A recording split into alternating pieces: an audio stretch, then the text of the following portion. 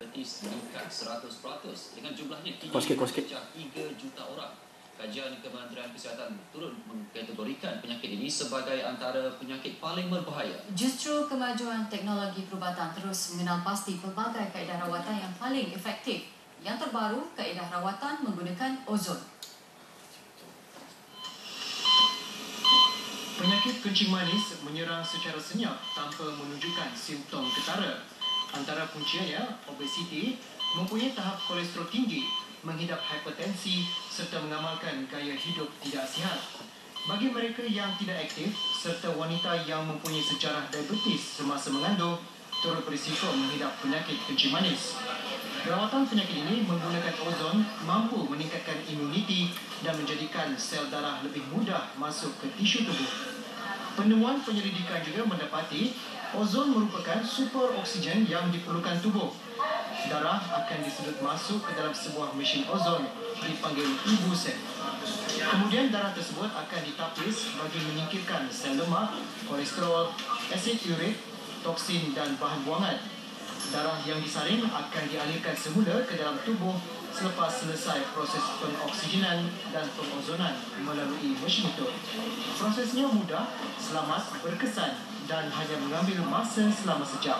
Masa proses ini tak rasa apa, aku cuma rasa tangan tu mungkin kebas sikit sebab darah keluar dan darah masuk. Selain daripada itu tak ada rasa apa-apa.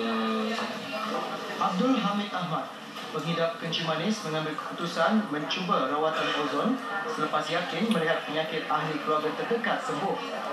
Saya dulu menghadapi darah tinggi ada, kencing manis pun ada. Belakang anak saya bawa sini, cuba buat sini pula. Alhamdulillah lah buat sini. Saya rasa badan sihat lah gitu. Dah 3 kali saya buat sini. Bak kata pepatah, mencegah lebih baik dari mengubati. Rakyat Malaysia digalakkan mengamalkan pemakanan seimbang dan melakukan aktiviti fizikal serta melakukan senaman selama 30 minit sehari. Selain itu, pakar kesihatan turut menyarankan masyarakat melakukan ujian saringan kesihatan secara tetap dan berkala. Dan saya 30 tahun ke atas, tolong lakukan saringan setiap tahun. Jikalau mempunyai faktor risiko seperti sejarah keluarga mengidap penyakit diabetes ataupun kardiovaskular, penyakit jantung, stroke, ataupun individu tersebut BMI-nya berlebihan daripada 23, maknanya berlebihan berat badan ataupun obes, maka kena lakukan saringan pada umur yang lebih muda lagi. Dijangka lebih 2 juta individu dewasa mempunyai kandungan gula dalam darah tinggi sekaligus berisiko menghidap diabetes. Jika dibiarkan berlanjutan tanpa dikesan, ia boleh menyebabkan komplikasi seperti kebutaan, sakit jantung, kegagalan buah pinggang dan mati pucuk. Kenapa perlu dikesan awal? Jikalau penyakit ini dikesan awal, ia lebih mudah untuk dirawat dan sebenarnya even boleh dicegah.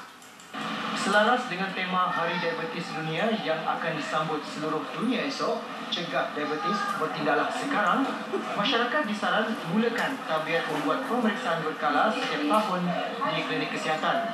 Ia bagi memastikan diri dan keluarga anda mempunyai kesihatan yang baik serta bebas dari serangan penyakit berbahaya. Tahukah anda, diabetes adalah salah satu penyakit kronik di mana ia merupakan masalah yang besar di kebanyakan negara-negara di dunia.